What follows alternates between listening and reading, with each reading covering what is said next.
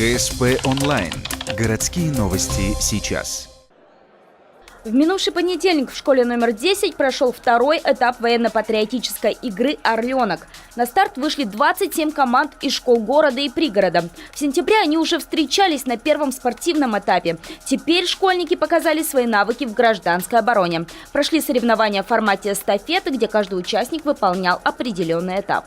Этапы следующие. Это сборка, разборка автомата,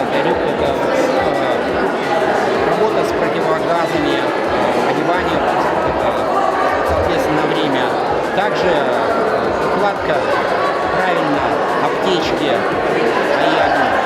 Также у нас одевание АЗК и транспортировка пострадавшего. Этот этап один из самых сложных, но, как отмечает судья игры, из года в год задания не меняются. И те команды, которые участвуют ежегодно и выставляют по несколько команд, успевают, что называется, обкатать дистанцию. В итоге тренировка дает свои плоды. Лидеры соревнований, ребята из 22-й школы, это подтверждают. Даже бег в противогазе для них дается легко. Если ты бегаешь, очень тяжело дышать и координироваться. Если ты, в принципе, часто тренируешься, то это вырабатывается уже в привычку, ты даже не замечаешь. Но я натренировался, поэтому я каждый этап могу сам пробежать и сделать за хорошее время. В итоге Тимофей и его товарищи стали первыми по результатам этапа среди малокомплектных школ.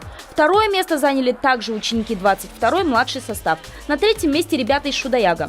В зачете среди полных школ победили лицеисты ГПЛ. Серебро у 14-й школы, а бронза у 2-й. Но таблица лидеров еще может поменяться. В Орленке 7 этапов.